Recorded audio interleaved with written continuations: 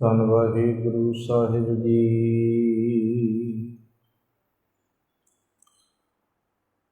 ਗੁਰੂ ਨਾਨਕ ਪਗ ਪੰਕਜ ਬੰਦਨ, ਪਗ ਪੰਕਜ ਬੰਦਨਾ। ਸਿਮਰੋ ਅੰਗਦ ਦੁਖ ਨਿਕੰਦਨਾ। ਅਮਰਦਾਸ ਹਿਰਦੈ ਨਿਤ ਧਿਆਵੋ, ਹਿਰਦੈ ਨਿਤ ਧਿਆਵੋ। ਸ਼੍ਰੀ ਗੁਰੂ ਰਾਮਦਾਸ ਗੁਣ ਗਾਵੋ। ਸ਼੍ਰੀ ਅਰਜਨ ਬਿਘਨਨ ਕੇ ਨਾਸ਼ਕ, ਬਿਘਨਨ ਕੇ ਨਾਸ਼ਕ। ਸ਼੍ਰੀ ਹਰਿਗੋਬਿੰਦ ਸ਼ੁਭ ਮਤ ਪ੍ਰਕਾਸ਼ਕ।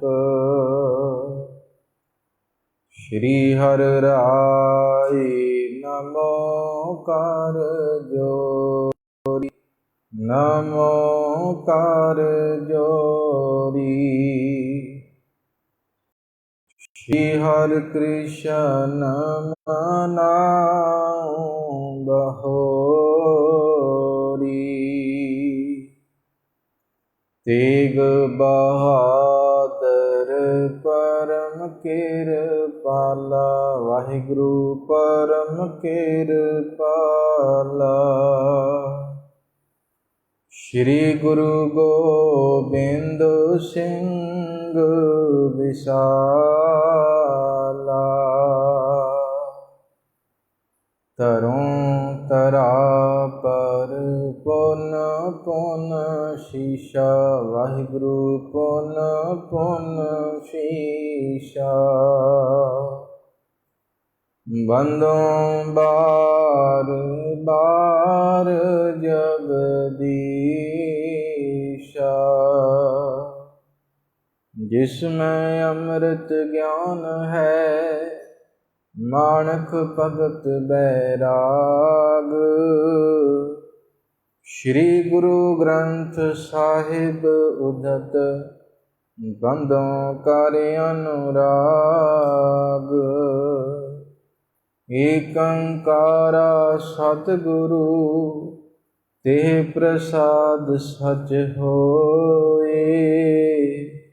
ਵਾਹਿਗੁਰੂ ਜੀ ਕੀ ਫਤਿਹ ਹੈ, ਬਿਘਨ ਬਿਨਾਸਨ ਸੋਏ।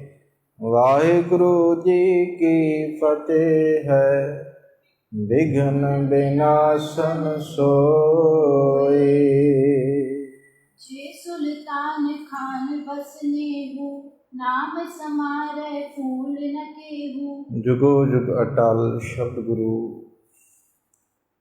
ਸ਼ਬਦ ਸ਼ਤਰ ਤਖਤ ਦੇ ਮਾਲਕ ਧੰਨ ਸਾਹਿਬ ਸ੍ਰੀ ਗੁਰੂ ਗ੍ਰੰਥ ਸਾਹਿਬ ਮਹਾਰਾਜ, ਜਿਨ੍ਹਾਂ ਦੀ ਬਰਕਤਮਈ ਪਾਵਨ ਹਜ਼ੂਰੀ ਅੰਦਰ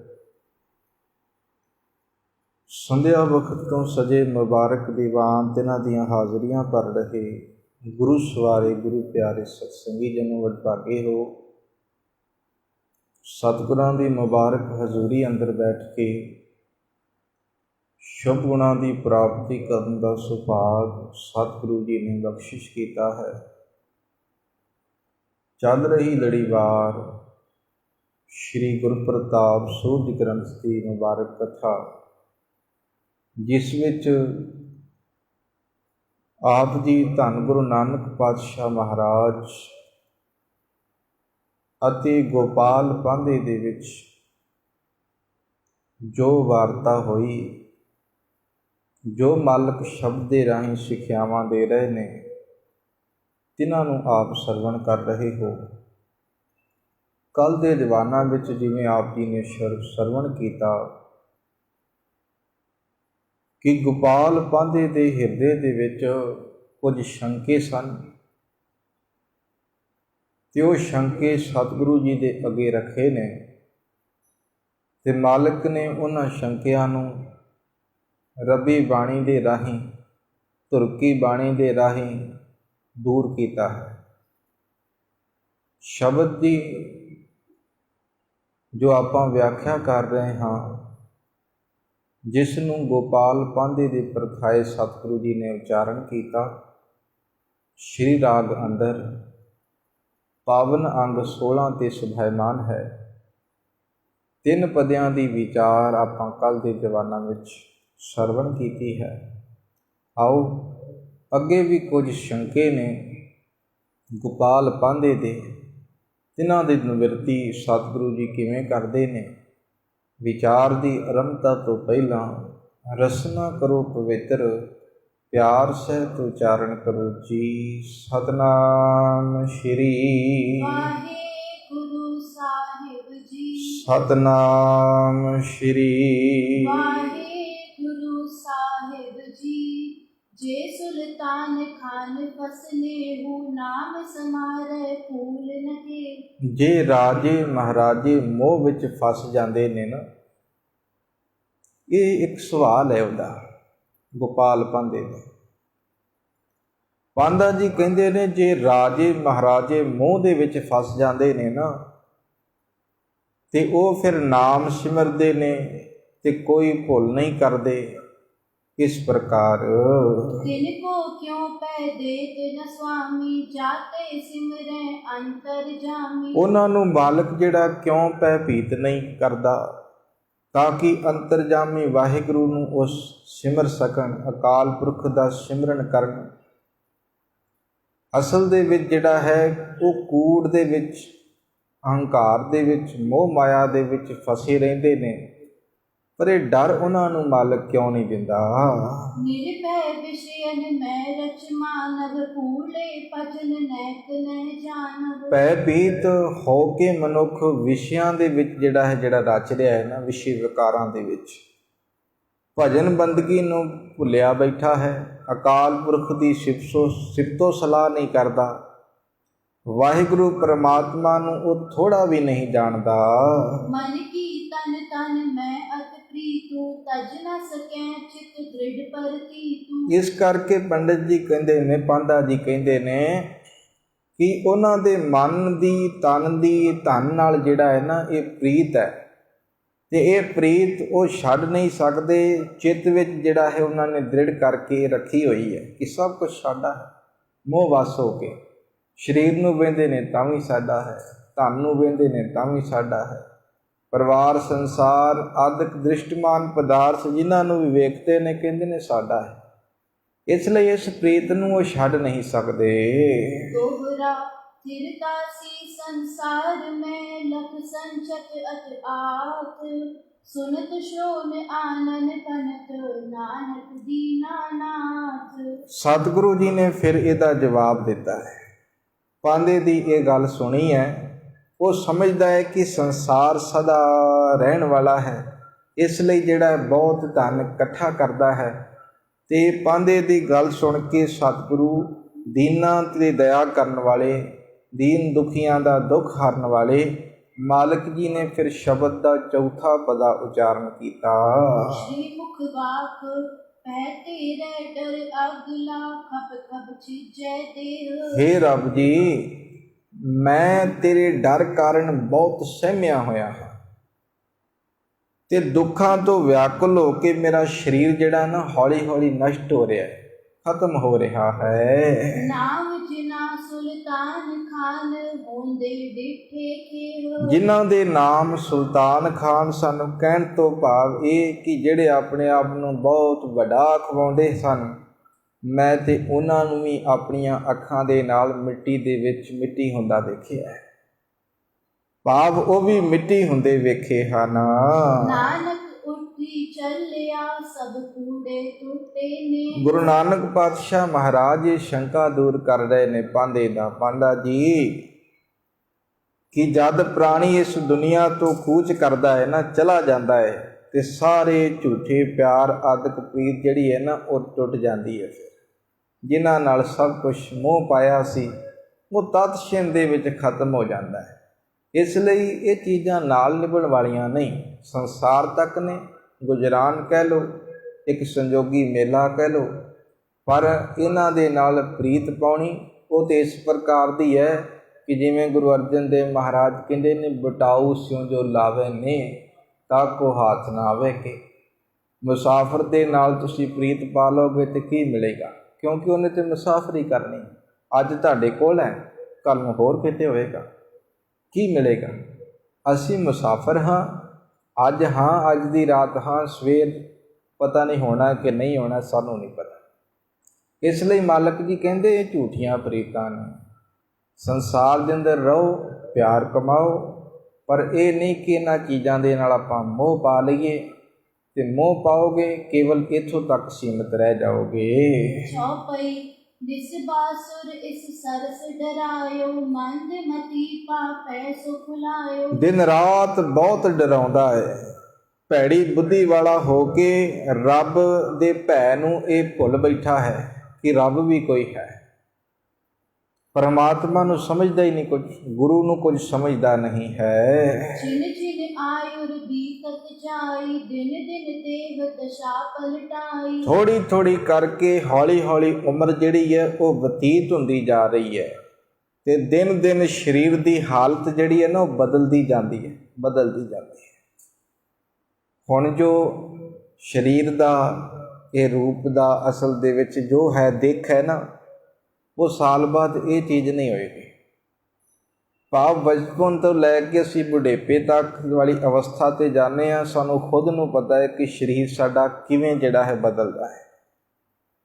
ਇਸ ਲਈ ਮਾਲਕ ਜੀ ਕਹਿੰਦੇ ਨੇ ਕਿ ਸੰਸਾਰ ਦੇ ਅੰਦਰ ਤੁਸੀਂ ਆਏ ਹੋ, ਇੱਕ ਇੱਕ ਛਿਨ ਕਰਕੇ ਇਹ ਉਮਰ ਜਿਹੜੀ ਹੈ ਬਤੀਤ ਹੋ ਰਹੀ ਹੈ, ਤੇ ਦਿਨ ਦਿਨ ਸਰੀਰ ਦੀ ਜਿਹੜੀ ਬਨਾਵਟ ਹੈ, ਸਰੀਰ ਦੀ ਜਿਹੜੀ ਦਿੱਖ ਹੈ ਉਹ ਬਦਲ ਜਾਂਦੀ ਹੈ। ਵਿਸ਼ੇਨ ਮੈਂ ਖਪ ਬਹੁ ਕਰਨੇ ਨੇਹਾ, ਅੰਤ ਕਾਲ ਮੈਂ ਚੀਜਤ ਦੇਹਾ। ਵਿਸ਼ਿਆਂ ਵਿੱਚ ਗਲਤਾਨ ਹੋ ਗਿਆ ਹੈ ਤੇ ਮੋਹ ਜਾਲ ਵਿੱਚ ਮਨੁੱਖ ਫਸ ਗਿਆ ਹੈ। ਨਾਉ ਖਾਨ ਸੁਲਤਾਨ ਪਨੇਹੀ, ਦ੍ਰਿਸ਼ਟਾਵਤ ਹੈ ਮਿਲ ਦੇਖੇ। ਚੇਤੇ ਰੱਖੀ, ਮੌਤ ਨੇ ਇਹ ਨਹੀਂ ਵੇਖਣਾ ਕਿ ਇਹ ਸੁਲਤਾਨ ਹੈ, ਰਾਜਾ ਹੈ, ਜਾਂ ਫਿਰ ਇਹ ਭਿਖਾਰੀ ਹੈ, ਨਹੀਂ।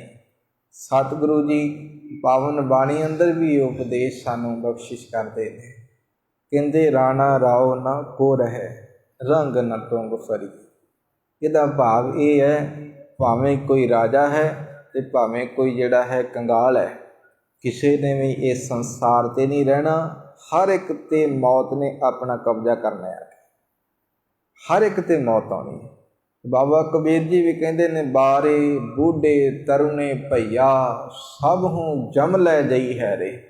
ਬਾਲਕ ਤੋਂ ਲੈ ਕੇ ਬੁਢੇਪੇ ਤੱਕ ਮੌਤ ਨੇ ਨਹੀਂ ਵੇਖਣਾ, ਬੱਚਾ ਹੈ ਚੱਲ ਛੱਡ ਦਿੰਦੇ, ਨਹੀਂ। ਜਵਾਨੀ ਹੈ ਛੱਡ ਦਿੰਦੇ, ਨਹੀਂ। ਇਹੋ ਹੀ ਕਾਰਨ ਸੀ ਕਿ 12 ਸਾਲ ਦੀ ਉਮਰ ਵਿੱਚ ਬਾਬਾ ਬੁੱਢਾ ਸਾਹਿਬ ਜੀ ਨੂੰ ਸੋਝੀ ਆ ਗਈ। ਕਿਹਨੂੰ ਵੇਖ ਕੇ? ਬਲਦੀਆਂ ਹੋਈਆਂ ਲੱਕੜਾਂ ਨੂੰ ਵੇਖ ਕੇ, ਕਿ ਛੋਟੀਆਂ ਛੇਤੀ ਮੱਚ ਜਾਂਦੀਆਂ ਨੇ, ਵੱਡੀਆਂ ਨੂੰ ਟਾਈਮ ਲੱਗਦਾ ਹੈ। ਤੇ ਹੇ ਗੁਰੂ ਨਾਨਕ ਪਾਤਸ਼ਾਹ, ਮੈਂ ਤੇ ਛੋਟਾ ਹਾਂ ਤੇ ਮੈਂ ਇਹ ਸਮਝਦਾ ਹਾਂ ਕਿ ਮੌਤ ਮੈਨੂੰ ਪਹਿਲਾਂ ਆ ਜਾਣੀ।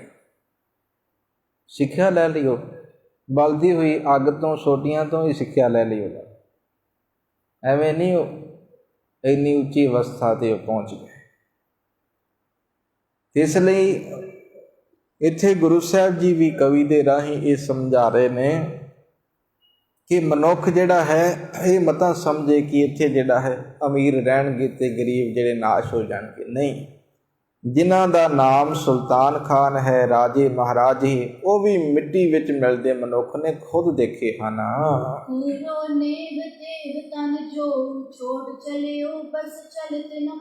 ਸਰੀਰ ਤੇ ਧਨ ਨਾਲ ਪਿਆਰ ਜਿਹੜਾ ਹੈ ਨਾ, ਬਿਲਕੁਲ ਝੂਠਾ ਹੈ, ਕੂੜਾ ਹੈ। ਤੇ ਇਹ ਸਭ ਕੁਛ ਛੱਡ ਕੇ ਮਨੁੱਖ ਜਿਹੜਾ ਹੈ ਚਲਾ ਜਾਂਦਾ ਇੱਥੋਂ, ਕੁਛ ਨਾਲ ਨਹੀਂ ਲੈ ਕੇ ਜਾਂਦਾ। ਤੇ ਗੁਰੂ ਸਾਹਿਬ ਜੀ ਨੇ ਬਹੁਤ ਫਿਟਕਾਰ ਮਾਰੀ ਹੈ ਮਨੁੱਖ ਨੂੰ। ਕਿਸ ਪ੍ਰਥਾ ਹੈ? ਬਾਬਾ ਕਬੀਰ ਜੀ ਕਹਿੰਦੇ, ਉਪਜੈ ਨਿਪਜੈ ਨਿਪਜ ਸਮਾਈ, ਨੈਣਾ ਦੇਖਤ ਇਹ ਜਗ ਜਾਏ। ਲਾਜ ਨ ਮਰੋ ਕਹੋ ਘਰ ਮੇਰਾ, अंत के बार नहीं किछ तेरा। बाबा कबीर जी कहते शर्म नाल मर जाना चाहिए तैनूं ਜਦੋਂ तू ये गल कहना है आ भी मेरा है आ भी मेरा है, पर अंत नूं तेरा ये हुंदा नहीं। इसलिए ये जो कुछ भी है सतगुरु जी कहते इत्थे सब कुछ छड्ड के मनुख चला जाता है।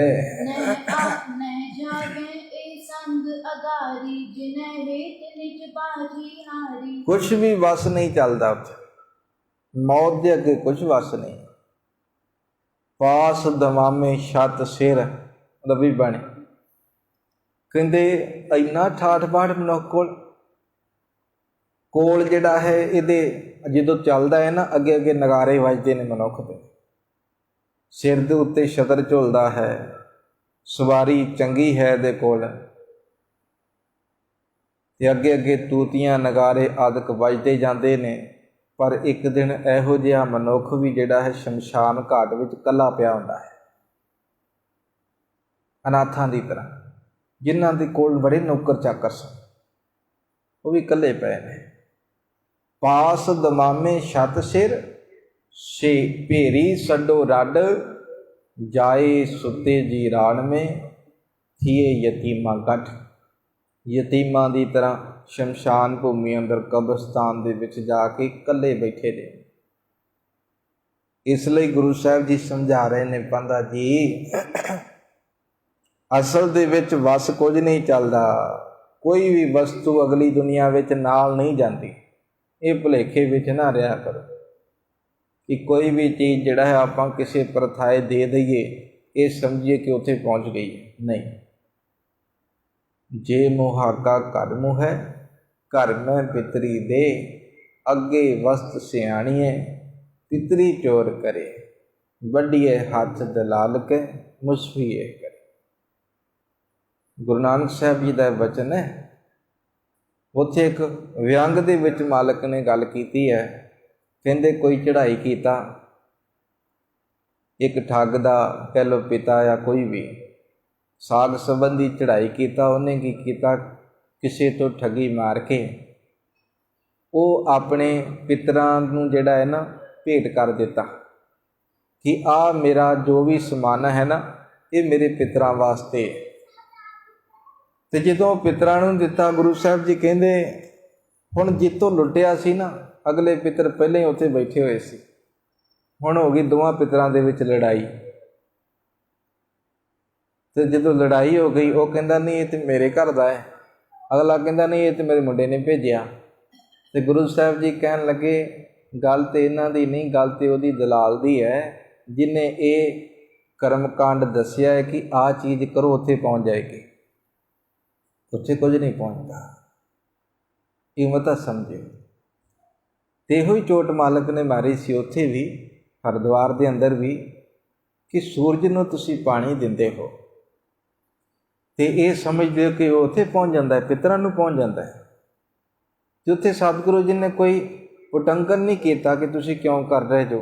मालक ने उत्थे भरे हुए सोमे दे विचों जिहड़ा पानी कुछ पानी लिया तो एक साइड नूं झलन लग पे। तो जदों झलन लग पे ने तो लोगों ने वेख्या असीं ते सूरज नूं पानी दे रहे हैं तो ये इक्को ही एक इंसान है जो दूसरी दिशा नूं पानी दे रहा है। तो सुभाविक गल सी जिथे 50 जाने एक साइड लगे होने एक जाना एक पासे लगा होवे तो हैरानी तो होएगी ना। तो आके गुरु साहब जी तो पूछन लगे गुरु नानक पातशाह जी तो ये की कर रहे जो, सूरज तो उधर है, उधर पानी दो तां पितरां नूं पहुँचेगा। तो गुरु साहब जी कहते नहीं, मेरे ना खेत सुक रहे ने तो मैं अपने खेतों नूं पानी दे रहा। ये लॉजिक है एक समझाने वास्ते। हुण जिन्हां ने ते असल दे विच मालक ने डायरैक्टली किसी नूं कुछ नहीं किया, किसी दे धर्म ते चोट नहीं मारी कि तू ना कर, जी सदके कर, कोई मनाही नहीं है। पर उहदे पिछे कुछ तो होना चाहिए ना। हुण जदों अगलियां ने कहा कितनी दूर है, कहते ज़्यादा नहीं है, 300 मील है, ज़्यादा नहीं है, पहुँच जाएगा पानी। कहते इन्नी दूर तुहाडा घर है, खेत ने, तो ये पानी उत्थे किवें पहुँचेगा। ਤੇ ਗੁਰੂ ਸਾਹਿਬ ਜੀ ਕਹਿੰਦੇ ਜਿਵੇਂ ਤੁਹਾਡਾ ਪਹੁੰਚ ਰਿਹਾ ਉਵੇਂ ਮੇਰਾ ਪਹੁੰਚੇਗਾ। ਇਹ ਕੀ ਹੈ? ਸਮਝਾਉਣ ਦਾ ਤਰੀਕਾ ਮਾਲਕ ਦਾ। ਕਹਿੰਦੇ ਇਹ ਤੇ ਹੋ ਹੀ ਨਹੀਂ ਸਕਦਾ। ਗੁਰੂ ਸਾਹਿਬ ਜੀ ਕਹਿੰਦੇ ਤੁਹਾਡਾ ਹੋ ਸਕਦਾ ਹੈ। ਤੁਸੀਂ ਪਿਤਰਾਂ ਨੂੰ ਪਾਣੀ ਪਹੁੰਚਾ ਰਹੇ ਜੋ ਤੁਹਾਡਾ ਹੋ ਸਕਦਾ ਹੈ। ਮੋਹਰ ਲਾ ਦੋ ਕਿ ਹਾਂ ਹੋ ਸਕਦਾ ਹੈ, ਤੇ ਮੈਂ ਵੀ ਕਹਾਂਗਾ ਕਿ ਮੇਰਾ ਵੀ ਹੋ ਸਕਦਾ। ਉਹ ਕਹਿੰਦੇ ਨਹੀਂ। ਹੁਣ ਜਿਨ੍ਹਾਂ ਨੂੰ ਤੇ ਲੌਜਿਕ ਸਮਝ ਆ ਗਿਆ, ਇਹ ਗੱਲ ਸਮਝ ਆ ਗਈ, ਉਹ ਗੁਰੂ ਸਾਹਿਬ ਜੀ ਦੀ ਸਾਈਡ ਹੋ ਗਏ। ਕਹਿੰਦੇ ਗੁਰੂ ਸਾਹਿਬ ਜੀ ਸਹੀ ਕਹਿੰਦੇ। ਉਹ ਜਿਨ੍ਹਾਂ ਨੇ ਫਸਣਾ ਸੀ ਕਰਮ ਕਾਂਡਾਂ ਵਿੱਚ, ਉਹ ਲੱਗੇ ਰਹੇ ਆਪਣੇ। ਤੇ ਇਸ ਲਈ ਗੁਰੂ ਸਾਹਿਬ ਜੀ ਨੇ ਕਿਸੇ ਨੂੰ ਤੇ ਸਿੱਧਾ ਵਾਰ ਨਹੀਂ ਕੀਤਾ ਕਿ ਤੂੰ ਭਈ ਇਹ ਨਾ ਕਰ, ਇੱਦਾਂ ਨਾ ਕਰ। ਨਹੀਂ, ਮਾਲਕ ਨੇ ਸਮਝਾਇਆ ਹੈ। ਜੇ ਸਮਝ ਜਾਵੇਂ ਤੇ ਠੀਕ ਹੈ, ਨਹੀਂ ਹੈ ਤੇ ਤੇਰੀ ਮਰਜ਼ੀ। ਕਿਸੇ ਦੇ ਧਰਮ ਨੂੰ ਇਹ ਗੱਲ ਨਹੀਂ ਕਹੀ ਕਿ ਹਾਂ ਤੂੰ ਮੇਰੇ ਧਰਮ ਵਿੱਚ ਆ ਜਾ, ਸਿੱਖੀ ਅਪਣਾ ਲਾ। ਨਹੀਂ, ਗੁਰੂ ਸਾਹਿਬ ਜੀ ਨੇ ਪਾਵਨ ਬਾਣੀ ਰਾਹੀਂ ਵੀ ਇਹ ਗੱਲਾਂ ਸਮਝਾਈਆਂ ਨੇ। ਜੇ ਪੰਡਤ ਹੈ ਤੇ ਪੰਡਤ ਦੀ ਡੈਫੀਨੇਸ਼ਨ ਸਮਝ ਲੈ, ਇੱਦਾਂ ਦਾ ਪੰਡਤ ਹੁੰਦਾ ਹੈ। ਜੇ ਬ੍ਰਾਹਮਣ ਹੈ, ਬ੍ਰਾਹਮਣ ਦੀ ਡੈਫੀਨੇਸ਼ਨ ਇਹ ਹੈ, ਚੰਗਾ ਬ੍ਰਾਹਮਣ ਬਣ। ਤੇ ਜੇਕਰ ਕਾਜੀ ਹੈ ਤੇ ਕਾਜੀ ਕਿਵੇਂ ਦਾ ਹੁੰਦਾ ਹੈ, ਉਹਦੀ ਪਰਿਭਾਸ਼ਾ ਮਾਲਕ ਨੇ ਦੇ ਦਿੱਤੀ। ਇਸੇ ਪ੍ਰਕਾਰ ਇੱਕ ਜੈਨੀ ਦੀ ਵੀ ਪਰਿਭਾਸ਼ਾ, ਹਰ ਇੱਕ ਕਿਤੇ ਦੀ ਪਰਿਭਾਸ਼ਾ ਮਾਲਕ ਨੇ ਦਿੱਤੀ ਹੋਈ ਹੈ ਕਿ ਆਪਣੇ ਧਰਮ ਵਿੱਚ ਪੱਕੇ ਰਹੋ ਤੁਸੀਂ। ਤੇ ਜੇ ਸਾਡੇ ਕੋਲ ਆਉਣਾ ਜੀ ਸਦਕੇ ਆਓ, ਪਰ ਅਸਲ ਦੇ ਵਿੱਚ ਜਿਹੜਾ ਹੈ, ਜੇ ਤੁਸੀਂ ਆਪਣੇ ਧਰਮ ਵਿੱਚ ਰਹਿਣਾ ਹੈ ਤੇ ਆਹ ਕੰਮ ਕਰਨਾ ਪਏਗਾ। ਇੱਥੇ ਨਵਾਜ਼ਾਂ ਦੀ ਵੀ ਗੱਲ ਹੈ। ਮਾਲਕ ਨੇ ਕਿਹਾ ਨਵਾਜ਼ਾਂ ਹੋਣੀਆਂ ਚਾਹੀਦੀਆਂ ਨੇ ਇੱਕ ਸੱਚੇ ਮੁਸਲਮਾਨ ਦੀਆਂ, ਇੱਕ ਹਿੰਦੂ ਵੀਰ ਦੀਆਂ ਆਹ ਚੀਜ਼ਾਂ ਹੋਣੀਆਂ ਚਾਹੀਦੀਆਂ ਨੇ ਜੇਕਰ ਉਹ ਪੱਕਾ ਬਣਨਾ ਚਾਹੁੰਦਾ ਹੈ। ਤੇ ਇੱਥੇ ਵੀ ਅੱਜ ਗੁਰੂ ਸਾਹਿਬ ਜੀ ਇਹੋ ਗੱਲ ਸਮਝਾ ਰਹੇ ਨੇ ਕਿ ਕੋਈ ਵੀ ਚੀਜ਼ ਅੱਗੇ ਨਹੀਂ ਜਾਣੀ, ਮਤਾ ਕਿਤੇ ਸਮਝਿਓ, ਅਗਾਂਹ ਨਹੀਂ ਜਾਣੇ। ਇਹ ਤੇ ਉਹ ਲੁੱਟ ਰਹੇ ਨੇ ਜਿਹੜੇ ਇਹ ਗੱਲ ਕਹਿ ਰਹੇ ਨੇ ਕਿ ਅੱਗੇ ਆਹ ਚੀਜ਼ ਜਾਂਦੀ ਹੈ। ਅੱਗੇ ਕੋਈ ਨਹੀਂ, ਅੱਗੇ ਸਿਫਤ ਤੋਂ ਸਲਾਹ ਹੈ ਕੇਵਲ। ਜੋ ਮਨੁੱਖ ਨੇ ਕਮਾਈ ਕੀਤੀ ਹੈ ਨਾ, ਇੱਥੇ ਕਮਾਈ ਕੀਤੀ ਹੈ ਭਾਵ ਵਾਹਿਗੁਰੂ ਦੇ ਨਾਮ ਦੀ, ਉਹੋ ਹੀ ਨਾਲ ਜਾਂਦਾ ਹੈ। ਉਹੀ ਫਿਰ ਲੇਖੇ ਜੋਖੇ ਸਮੇਂ ਇਹਦੇ ਕੰਮ ਆਉਂਦਾ ਹੈ। ਕੋਈ ਵਸਤੂ, ਸ਼ੈ, ਸੰਸਾਰਕ ਪਦਾਰਥ ਕੋਈ ਵੀ ਨਹੀਂ। ਇਸ ਲਈ ਗੁਰੂ ਨਾਨਕ ਪਾਤਸ਼ਾਹ ਕਹਿੰਦੇ, ਪਾਂਦਾ ਜੀ ਜਿਨ੍ਹਾਂ ਦੇ ਪਿਆਰ ਵਿੱਚ ਆਪਣੀ ਬਾਜੀ ਜਿਹੜਾ ਹੈ ਹਾਰ ਗਿਆ ਹੈ ਨਾ ਮਨੁੱਖ, ਤੇ ਰੱਬ ਦਾ ਨਾਮ ਜਪ ਕੇ ਆਪਣੇ ਜੀਵਨ ਨੂੰ ਉਹ ਸਵਾਰਿਆ ਹੀ ਨਹੀਂ ਉਹਨੇ। ਕੇਵਲ ਤਾਂ ਕੇਵਲ ਸੰਸਾਰ ਦੇ ਮੋਹ ਮਾਇਆ ਪਰਿਵਾਰ ਦੇ ਪਿਆਰ ਵਿੱਚ ਹੀ ਫਸਿਆ ਰਿਹਾ। ਦੋਹਰਾ ਗਿਆਨਹੀਨ ਅਗਿਆਨ ਨੈਣ ਜਾਣੈ ਨਿਜ ਕਾਲ, ਨੈਣਹੀਨ ਜਿਉ ਜਾਤ ਹੈ ਸਾਮ ਸਰਬ ਵਿਸਾਲ। ਹੈਰਾਨੀ ਦੀ ਗੱਲ ਹੈ, ਮੂਰਖ ਮਨੁੱਖ ਨੇ ਮੂਰਖਤਾ ਦੇ ਵਿੱਚ ਆਪਣੀ ਮੌਤ ਹੀ ਇਹਨੇ ਭੁਲਾ ਲਈ। ਮੌਤ ਨੂੰ ਭੁੱਲ ਗਿਆ ਹੈ। ਵੇਖ ਰਿਹਾ ਸਭ ਕੁਝ ਕਿ ਵੇਖੋ ਬੰਦਾ ਚੱਲਿਆ 4 ਜਣਿਆਂ ਦੇ ਕੰਨ ਦਾ ਅਰਥ ਤਾਂ ਕੰਧਾ, ਮੋਢਾ, 4 ਮੋਢਿਆਂ ਤੇ ਉਹ ਬੰਦਾ ਜਾ ਰਿਹਾ। ਰੋਜ਼ ਵੇਂਦੇ, ਜੇ ਤੁਸੀਂ ਅਸਲੀਅਤ ਦੇਖਣੀ ਹੋਵੇ ਸ਼ਮਸ਼ਾਨ ਘਾਟ ਅੰਦਰ 2 ਘੰਟੇ ਬੈਠ ਜਾਓ, ਜਾ ਕੇ ਸਮਝ ਆ ਜਾਏਗੀ ਕਿ ਜ਼ਿੰਦਗੀ ਦਾ ਕੀ ਹੈ, ਅਸਲ ਕੀ ਹੈ ਇਸ ਸਰੀਰ। ਉੱਥੇ ਰੱਬ ਚੇਤੇ ਆਉਂਦਾ ਹੈ, ਘੜੀ ਬਾਹਰ ਆ ਜਾਓ ਫੇਰ ਉਹੀ ਗੱਲ ਹੈ। ਇੱਥੇ ਰੱਬ ਚੇਤੇ ਆ ਰਿਹਾ, ਬਾਹਰ ਚੱਲ ਜਾਓ ਫੇਰ ਉਹੀ ਗੱਲ ਹੈ। ਇਸ ਲਈ ਮਾਲਕ ਜੀ ਇੱਥੇ ਸਮਝਾ ਰਹੇ ਨੇ, ਮੂਰਖ ਜੀਵ ਨੇ ਮੂਰਖਤਾ ਦੇ ਵਿੱਚ ਆਪਣੀ ਮੌਤ ਹੀ ਭੁਲਾ ਲਈ। ਇਸ ਲਈ ਜਿਵੇਂ ਇੱਕ ਨੇਤਰਹੀਣ ਜਿਹੜਾ ਆਦਮੀ ਵੱਡੇ ਸੱਪ ਦੇ ਸਾਹਮਣੇ ਲੰਘ ਜਾਂਦਾ ਹੈ ਨਾ, ਮਨੁੱਖ ਦੀ ਹਾਲਤ ਇੱਦਾਂ ਦੀ। ਹੁਣ ਸਾਨੂੰ ਦੇਖ ਰਿਹਾ ਸੱਪ, ਤੇ ਅਸੀਂ, ਸਾਡੀ ਇਹ ਕੋਸ਼ਿਸ਼ ਨਹੀਂ ਹੋਗੀ ਆ ਤੇ ਮਾਰਨ ਦੀ ਹੋਏਗੀ ਆ ਭਜਾਉਣ ਦੀ ਹੋਏਗੀ। 2 ਕਾਰਨ ਹੋਣਗੇ, ਜਾਂ ਅਸੀਂ ਸਾਈਡ 'ਤੇ ਹੋ ਜਾਵਾਂਗੇ ਜਾਂ ਉਹਨੂੰ ਮਾਰਾਂਗੇ ਜਾਂ ਭਜਾ ਦਾਂਗੇ, ਜੇ ਹਿੰਮਤ ਹੈ। ਤੇ ਜਿਹੜਾ ਨੇਤਰਹੀਣ ਹੈ ਵਿਚਾਰਾ, ਜਿਹਨੂੰ ਦਿਖਦਾ ਹੀ ਨਹੀਂ, ਉਹਨੂੰ ਤਾਂ ਕੀ ਪਤਾ ਅੱਗੇ ਕੀ ਹੈ, ਸੱਪ ਹੈ, ਖੱਡਾ ਹੈ, ਸਹੀ ਹੈ, ਕੀ ਹੈ, ਉਹਨੂੰ ਨਹੀਂ ਪਤਾ। ਗੁਰੂ ਸਾਹਿਬ ਜੀ ਕਹਿੰਦੇ ਸੇਮ ਮਨੁੱਖ ਦੀ ਹਾਲਤ ਅੱਜ ਇੱਦਾਂ ਹੋਈ ਪਈ ਹੈ, ਮੌਤ ਰੂਪ ਸੱਪ ਸਾਹਮਣੇ ਹੈ, ਪਰ ਇਹਨੂੰ ਅਗਿਆਨਤਾ ਵਸ ਜਿਹੜਾ ਹੈ ਸਮਝ ਹੀ ਨਹੀਂ ਕਿ ਮੌਤ ਮੇਰੇ 'ਤੇ ਆ ਜਾਣੀ ਹੈ। ਇਸ ਸੱਪ ਨੇ ਮੈਨੂੰ ਡੰਗ ਮਾਰ ਦੇਣਾ ਹੈ, ਮਾਰ ਦੇਣਾ ਹੈ, ਇਹ ਮੌਤ ਮੈਨੂੰ ਲੈ ਜਾਏਗੀ। ਇਹ ਮਨੁੱਖ ਸਮਝ ਨਹੀਂ ਰਿਹਾ। ਚੌਪਈ ਕਰੁਣਾ ਕਰ ਸਤਿਗੁਰ ਜਿਸ ਭੇਟੈ, ਤੇ ਕੋ ਲਗੇ ਨ ਜਮ ਕੀ ਭੇਟੈ। ਇਸ ਪ੍ਰਕਾਰ ਉਸ ਦੀ ਕਿਰਪਾ ਨਾਲ ਗੁਰੂ ਜਿਨ੍ਹਾਂ ਨੂੰ ਮਿਲ ਪੈਂਦਾ ਹੈ ਨਾ, ਪਰਮਾਤਮਾ ਦੀ ਰਹਿਮਤ ਨਾਲ, ਤੇ ਉਹਨਾਂ ਨੂੰ ਜਮਾਂ ਦੀਆਂ ਸੱਟਾਂ ਜਿਹੜੀਆਂ ਨੇ ਨਾ ਉਹ ਨਹੀਂ ਲੱਗਦੀਆਂ।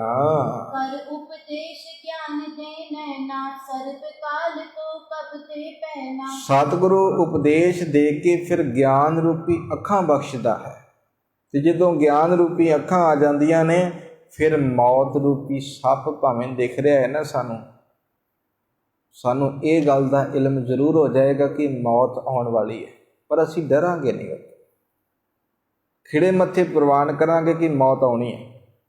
ਅੱਜ ਆ ਜੇ ਭਾਵੇਂ ਕੱਲ ਆ ਜੇ, ਆਉਣੀ ਜ਼ਰੂਰ ਹੈ। ਲਾਗੀ ਨਾਮ ਵਿਖੇ ਨਿਗ ਮਨ ਕੀ ਚਿਤ ਤੇ ਪ੍ਰੀਤ ਤਜੀ ਤਨ ਤਨ ਕੀ। ਇਸ ਪ੍ਰਕਾਰ ਮਨ ਦੀ ਲਿਵ ਹਰ ਵੇਲੇ ਨਾਮ ਨਾਲ ਜੁੜੀ ਰਹਿੰਦੀ ਹੈ, ਤੇ ਚਿੱਤ ਤੇ ਸਰੀਰ ਦੇ ਵਿੱਚ ਅਸਲ ਦੇ ਵਿੱਚ ਧਨ ਦੀ ਪ੍ਰੀਤੀ ਜਿਹੜੀ ਹੈ ਨਾ ਛੁੱਟ ਜਾਂਦੀ ਹੈ ਜਦੋਂ ਮੌਤ ਸਾਹਮਣੇ ਦਿਖਦੀ ਹੈ। ਪਰਮਾਰਥ ਮੈਂ ਦ੍ਰਿਸ਼ਟ ਲਗਾਈ ਜਦ ਕਾਰਜ ਤੇ ਬ੍ਰਿਤ ਉਠਾਈ। ਫਿਰ ਪਰਮਾਰਥ ਦੇ ਵਿੱਚ ਰੱਬੀ ਸਥਾਨ ਨੂੰ, ਉਸ ਦਰਵਾਜ਼ੇ ਨੂੰ ਪ੍ਰਾਪਤ ਕਰਨ ਵਾਸਤੇ ਸੁਰਤ ਮਨੁੱਖ ਜੋੜ ਲੈਂਦਾ ਹੈ, ਤੇ ਅੱਠੇ ਪੈਰ ਦੁਨਿਆਵੀ ਕਾਰਜਾਂ ਤੋਂ ਆਪਣਾ ਮਨ ਉੱਪਰ ਚੁੱਕ ਲੈਂਦਾ ਹੈ।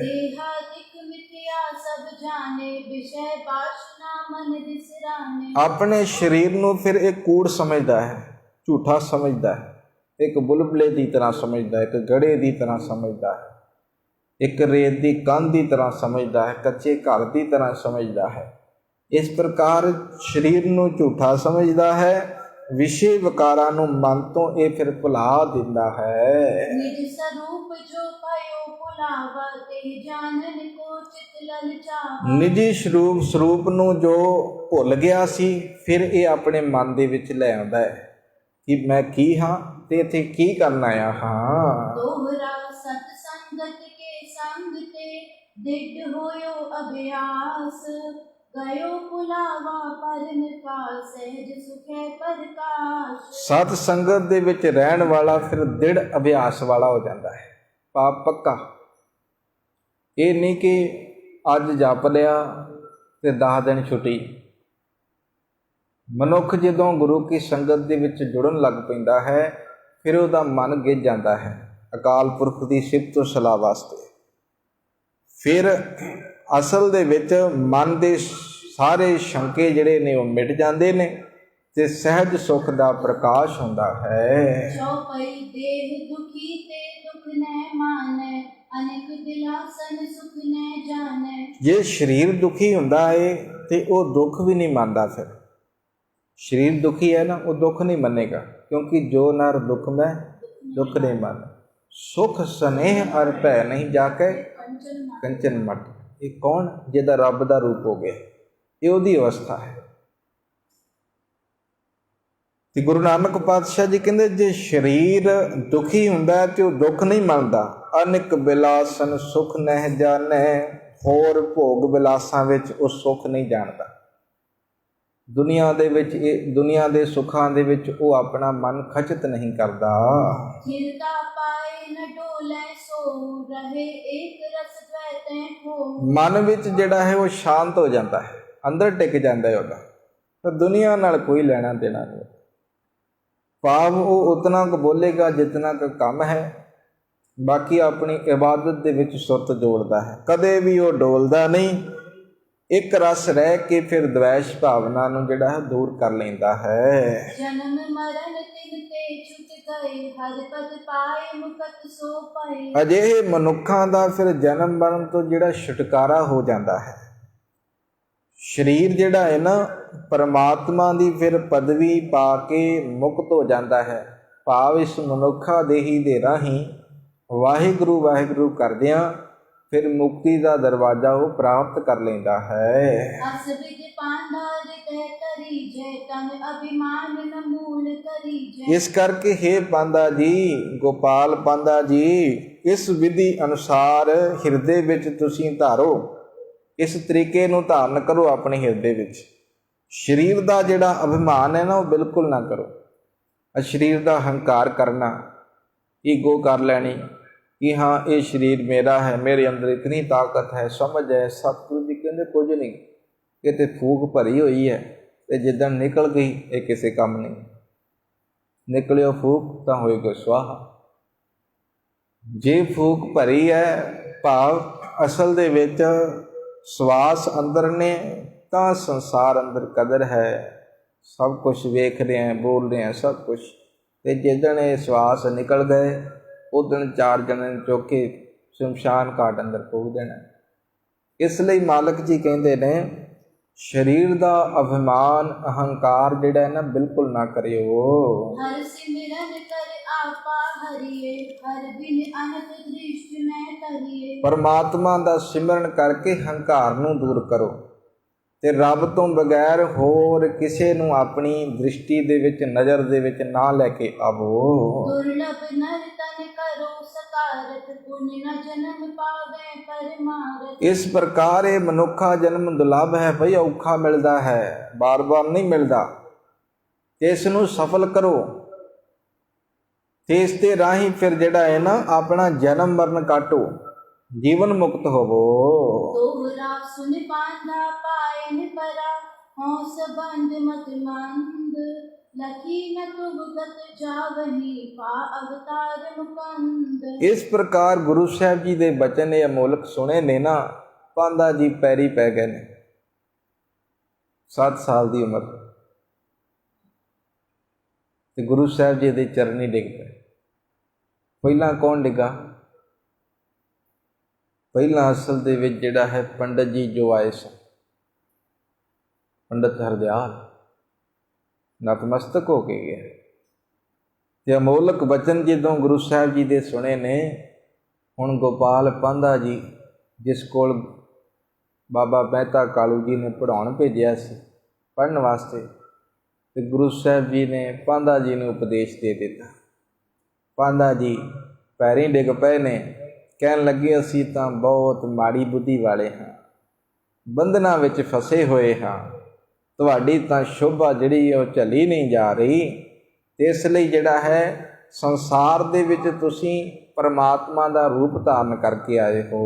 ਚੌਪਈ ਬਦਨ ਗਿਰਾ ਤਬ ਜਿਉ ਕਰਵਾਰਾ, ਗਿਆਨ ਸਾਨ ਪਰਤੇ ਖਰਤਾਰਾ। ਤੁਹਾਡੀ ਬਾਣੀ ਤਲਵਾਰ ਦੇ ਵਾਂਗ ਹੈ ਤੇ ਤਲਵਾਰ ਨੂੰ ਜਿਹੜੀ ਹੈ ਸਾਨ ਜਿਹੜੀ ਹੈ ਨਾ ਉਹ ਗਿਆਨ ਦੀ ਲੱਗੀ ਹੋਈ ਹੈ, ਗਿਆਨ ਦੇ ਨਾਲ ਤਿੱਖੀ ਹੈ। ਭਗਤ ਮੁਸ਼ਟ ਕੇ ਸੰਗ ਜਟੀ ਸੋ, ਦਿਗ ਬੈਰਾਗ ਆਕਾਰ ਖਟੀ ਸੋ। ਭਗਤੀ ਦੀ ਮੁੱਠ ਹੈ ਇਸ ਤਲਵਾਰ ਨੂੰ ਤੇ ਬੈਰਾਗ ਦੇ ਆਕਾਰ ਵਿੱਚ ਇਹ ਘੜੀ ਹੋਈ ਹੈ। ਜੋ ਸੂਰਾ ਇਸ ਸਨਮੁਖ ਧਾਵੈ, ਅੰਗ ਅਗਿਆਨ ਤਾਏ ਕਟ ਜਾਵੈ। ਜਿਹੜਾ ਸੂਰਮਾ ਇਸ ਦੇ ਸਨਮੁਖ ਧਾ ਕੇ ਆਵੇਗਾ, ਦੌੜ ਕੇ ਆਏਗਾ, ਉਸ ਦੇ ਫਿਰ ਅਗਿਆਨ ਰੂਪੀ ਅੰਗ ਜਿਹੜੇ ਨੇ ਨਾ ਉਹ ਕੱਟੇ ਜਾਣਗੇ, ਭਾਵ ਉਹ ਗਿਆਨਵਾਨ ਹੋ ਜਾਂਦਾ ਹੈ। ਨਿਜ ਸਰੂਪ ਕੀ ਲਖਤਾ ਹੋਈ, ਤੇ ਪਟ ਮਿਲਿਓ ਸੁਰਗ ਸੁਖ ਸੋਈ। ਨਿਜੀ ਸਰੂਪ ਦੀ ਪਹਿਚਾਣ ਹੋਵੇਗੀ ਤੇ ਅਜਿਹੇ ਸੂਰਮੇ ਨੂੰ ਫਿਰ ਸਵਰਗਾਂ ਦਾ ਸੁਖ ਪ੍ਰਾਪਤ ਹੋਵੇਗਾ। ਵਿਸ਼ੇ ਫਸੇ ਕਾਤੁਰ ਡਰ ਪਾਹੀ, ਬਿਮੁਖ ਪਈ ਨੈ ਤੀਰ ਰਾਹੀ। ਵਿਸ਼ਿਆਂ ਵਿਕਾਰਾਂ ਦੇ ਵਿੱਚ ਫਸੇ ਹੋਏ ਡਰਪੋਕ ਜਿਹੜੇ ਨੇ ਨਾ ਉਹ ਡਰ ਜਾਣਗੇ ਤੇ ਬੇਮੁਖ ਹੋਏ ਜਿਹੜੇ ਨੇ ਨਾ ਉਹ ਧੀਰਜ ਧਾਰਨ ਕਰ ਲੈਣਗੇ। ਗਇਓ ਲੋਕ ਪਰਲੋਕ ਵਿਗਾਰਾ, ਰਣ ਤਨ ਮਾਨੁਖ ਪਿਛ ਪਗ ਤਾਰਾ। ਜਿਨ੍ਹਾਂ ਨੇ ਲੋਕ ਤੇ ਪਰਲੋਕ ਵਿਗਾੜ ਲਿਆ ਹੈ ਨਾ ਆਪਣਾ, ਤੇ ਗੁਰੂ ਸਾਹਿਬ ਜੀ ਫਿਰ ਕਹਿੰਦੇ ਨੇ ਉਹਨਾਂ ਦਾ ਮਨੁੱਖਾ ਸਰੀਰ ਰੂਪੀ ਯੁੱਧ ਜਿਹੜਾ ਹੈ ਨਾ, ਫਿਰ ਜਿਹੜਾ ਹੈ ਯੁੱਧ ਵਿੱਚ ਇਹ ਪੈਰ ਪਿੱਛੇ ਹਟਾ ਲੈਂਦੇ ਨੇ। ਕਹਿਣ ਤੋਂ ਭਾਵ ਇਹ ਹੈ ਕਿ ਆਵਾਗਮਨ ਦਾ ਚੱਕਰ ਮਨੁੱਖ ਦਾ ਬਣਿਆ ਰਹਿੰਦਾ ਹੈ, ਜਦੋਂ ਅਸਲ ਦੇ ਵਿੱਚ ਇਹ ਆਪਣਾ ਮਨੁੱਖਾ ਜਨਮ ਵਿਅਰਥ ਗਵਾ ਕੇ ਜਾਂਦਾ ਹੈ। ਦੋਹਰਾ ਅਕਸਮਾਤ ਕਰਨਾ ਕਰੀ, ਟੇਕ ਦੀਨ ਗਤ ਦਾਨ। ਲਿਵ ਲਾਗੀ ਮਨ ਭਜਨ ਕੀ, ਸੁਨ ਬੈਨ ਜਬ ਕਾਨ। ਜਦੋਂ ਮੁਕਤੀ ਦੇ ਦਾਤੇ ਸਤਿਗੁਰੂ ਜੀ ਨੇ ਪਾਂਧੇ ਦੀ ਜਿਹੜਾ ਹੈ ਨਾ ਇਹ ਦੀਨਤਾ ਵੇਖੀ ਹੈ, ਗਰੀਬੀ ਸੁਭਾਅ ਵੇਖਿਆ ਇੱਕਦਮ, ਤੇ ਸਤਿਗੁਰੂ ਜੀ ਨੇ ਕਿਰਪਾ ਕਰ ਦਿੱਤੀ ਉਹਨਾਂ ਤੇ ਫਿਰ ਪਾਂਧੇ ਨੇ ਫਿਰ ਮਨ ਦੇ ਵਿੱਚ ਭਜਨ ਦੀ ਜਿਹੜਾ ਹੈ ਨਾ ਲਿਵ ਲਾ ਲਈ, ਭਾਵ ਉਹ ਅਕਾਲ ਪੁਰਖ ਦੇ ਨਾਲ ਜੁੜ ਗਿਆ। ਚੌਪਈ ਤਬ ਕਪੂਲ ਕਲ ਬੋਲ ਅਮੋਲ, ਜਿਉ ਤਾਲੀ ਕੁਨ ਕੁਲ ਪੈ ਕੋਲ। ਪਾਂਧਾ ਜੀ ਕਹਿੰਦੇ ਨੇ ਤੁਹਾਡੀਆਂ ਗੱਲਾਂ ਬੜੀਆਂ ਸੁੰਦਰ ਨੇ, ਤੁਹਾਡੇ ਬਚਨ ਬੜੇ ਅਮੋਲਕ ਨੇ, ਜਿਵੇਂ ਕੁੰਜੀ ਰੂਪੀ ਬਾਣੀ ਗੁਣਾ ਰੂਪੀ ਜਿੰਦਰੇ ਨੂੰ ਖੋਲਦੀ ਹੈ। वाक अनुचित मैं जो बखाने, क्षमा करो अब श्री प्रभ जाने। ਜੋ ਮੈਂ ਅਸਲ ਦੇ ਵਿੱਚ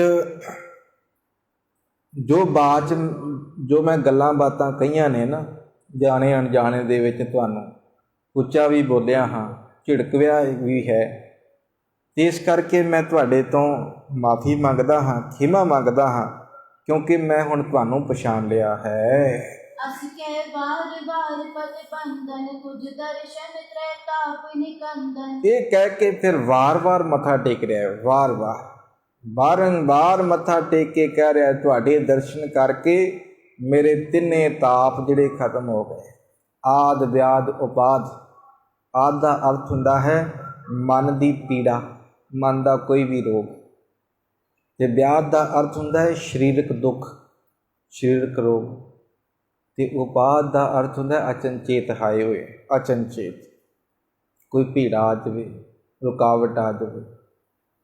ਤੇ ਪਾਂਧਾ ਜੀ ਕਹਿੰਦੇ ਇਹ ਤਿੰਨੇ ਤਾਪ ਵਿਪਤਾਵਾਂ ਜਿਹੜੀਆਂ ਨੇ ਨਾ ਦੂਰ ਹੋ ਗਈਆਂ ਹਨ। ਨਾਮ ਤਰਾਇਓ ਕਾਲੂ ਨੰਦਨ, ਨਰ ਤਾਰਨ ਕਲ ਕੇ ਮਤ ਮੰਦਨ। ਇਸ ਪ੍ਰਕਾਰ ਬਾਬਾ ਮਹਿਤਾ ਕਾਲੂ ਜੀ ਦੇ ਪੁੱਤਰ ਦੇ ਰੂਪ ਵਿੱਚ ਪਰਮਾਤਮਾ ਨੇ ਜਿਹੜਾ ਹੈ ਇੱਥੇ ਆਪਣਾ ਜਿਹੜਾ ਪ੍ਰਕਾਸ਼ ਕੀਤਾ ਹੈ। ਵਾਹਿਗੁਰੂ ਪਰਮਾਤਮਾ ਖੁਦ ਇਸ ਧਰਤੀ ਤੇ ਤੁਹਾਡੇ ਰੂਪ ਵਿੱਚ ਆਇਆ ਹੈ। ਬਹੁਰੋ ਪਾਇਓ ਤੂਸ਼ਨੀ ਪਾਂਧਾ, ਉਰਲਕ ਕਰ ਸੁਖ ਅਗਤ ਅਗਾਧਾ। ਬਾਅਦ ਵਿੱਚ ਪਾਂਧਾ ਜੀ ਬਿਲਕੁਲ ਖਾਮੋਸ਼ ਹੋ ਗਏ। ਤੂਸਨੀ ਦਾ ਚੁੱਪ ਕਰ ਜਾਣਾ।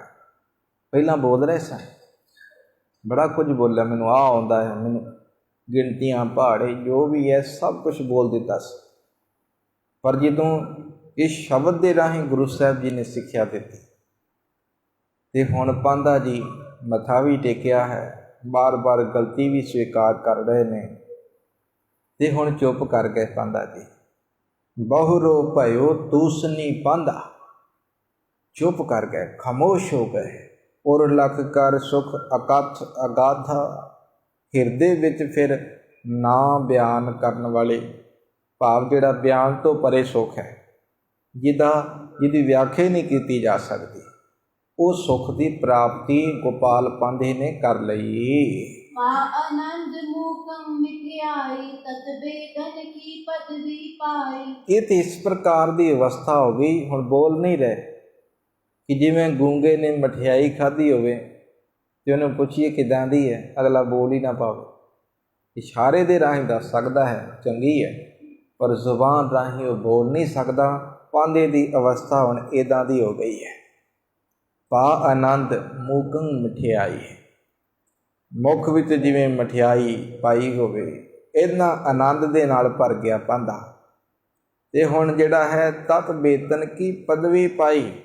ਪਹਿਲਾਂ ਗਿਆਨ ਇਤਨਾ ਨਹੀਂ ਸੀ, ਗੁਰੂ ਨਾਨਕ ਪਾਤਸ਼ਾਹ ਮਹਾਰਾਜ ਜੀ ਦੀ ਕਿਰਪਾ ਨਾਲ ਹੁਣ ਮਹਾਗਿਆਨੀ ਦੀ ਪਦਵੀ ਉਹਨੂੰ ਪ੍ਰਾਪਤ ਹੋ ਗਈ।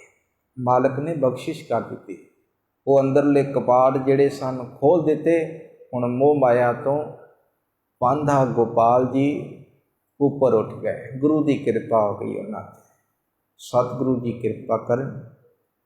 ਕੱਲ੍ਹ ਦੇ ਦੀਵਾਨਾਂ ਵਿੱਚ ਅਧਿਆਇ 7ਵਾਂ ਇਸ ਦੀ ਆਰੰਭਤਾ ਹੋਏਗੀ, ਜਿਸ ਵਿੱਚ ਗੁਰੂ ਨਾਨਕ ਪਾਤਸ਼ਾਹ ਮਹਾਰਾਜ ਆਪਣੇ ਪਿਤਾ ਜੀ ਦਾ ਵੀ ਵਹਿਮ ਦੂਰ ਕਰਨਗੇ। ਗੀਤਾ ਦੇ ਸ਼ਲੋਕ ਗੁਰੂ ਸਾਹਿਬ ਜੀ ਕਰਕੇ ਫਿਰ ਦੱਸਣਗੇ। ਫਿਰ ਸਮਝ ਆਏਗੀ ਕਿ ਅਸਲ ਦੇ ਵਿੱਚ ਗੁਰੂ ਨਾਨਕ ਪਾਤਸ਼ਾਹ ਕੋਈ ਆਮ ਬਾਲਕ ਨਹੀਂ, ਸੰਸਾਰ 'ਤੇ ਆਏ ਹਨ ਸੰਸਾਰ ਦਾ ਪਾਰ ਉਤਾਰਾ ਕਰਨ ਦੇ ਲਈ। ਮਾਲਕ ਜੀ ਰਹਿਮਤਾਂ ਕਰਨ ਜੀ, ਹੋਈਆਂ ਬੇਅੰਤ ਭੁੱਲਾਂ ਦੀ ਖਿਮਾ। ਵਾਹਿਗੁਰੂ ਜੀ ਕਾ ਖਾਲਸਾ, ਵਾਹਿਗੁਰੂ ਜੀ ਕੀ ਫਤਿਹ। ਹੇ ਅਚੁੱਤ ਹੈ ਪਾਰ ਬ੍ਰਹਮ ਅਬਿਨਾਸ਼ੀ ਅਗਨਾਸ਼, ਹੇ ਪੂਰਨ ਹੈ ਸਰਬ ਮੈਂ, ਦੁਖ ਪੰਜਨ ਗੁਣਤਾਸ, ਹੇ ਸੰਗੀ ਹੈ ਨਿਰੰਕਾਰ, ਹੇ ਨਿਰਗੁਣ ਸਭ ਟੇਕ, ਹੇ ਗੋਬਿੰਦ ਹੈ ਗੁਣ ਨਿਧਾਨ, ਜਾਪੈ ਸਦਾ ਵਿਵੇਕ, ਹੇ ਅਪਰੰਪਰ ਹਰਿ ਹਰੇ, ਹੈ ਪੀ ਹੋਵਨਹਾਰ, ਹੇ ਸੰਤਾਂ ਕੈ ਸਦਾ ਸੰਗ, ਹੇ ਧਾਰਾ ਆਧਾਰ, ਹੇ ਠਾਕੁਰ ਹੋਂ ਦਾਸਰੋ, ਮੈਂ ਨਿਰਗੁਣ ਗੁਣ ਨਹੀਂ ਕੋ, ਨਾਨਕ ਦੀਜੈ ਨਾਮ ਦਾ ਰਾਖੋ ਹੀਏ ਪਰੋ ਆਏ ਪ੍ਰਭ ਸ਼ਰਨਾਗਤੀ ਕਿਰਪਾ ਨਿਤ ਦਇਆਲ ਏਕ ਅਖਰ ਹਰ ਮਨ ਬਸਤ ਨਾਨਕ ਹੋਤ ਨਿਹਾਲ ਆਏ ਪ੍ਰਭ ਸ਼ਰਨਾਗਤੀ ਕਿਰਪਾ ਨਿਤ ਦਇਆਲ ਏਕ ਅਖਰ ਹਰ ਮਨ ਬਸਤ ਨਾਨਕ ਹੋਤ ਨਿਹਾਲ ਵਾਹਿਗੁਰੂ ਜੀ ਕਾ ਖਾਲਸਾ ਵਾਹਿਗੁਰੂ ਜੀ ਕੀ ਫਤਿਹ।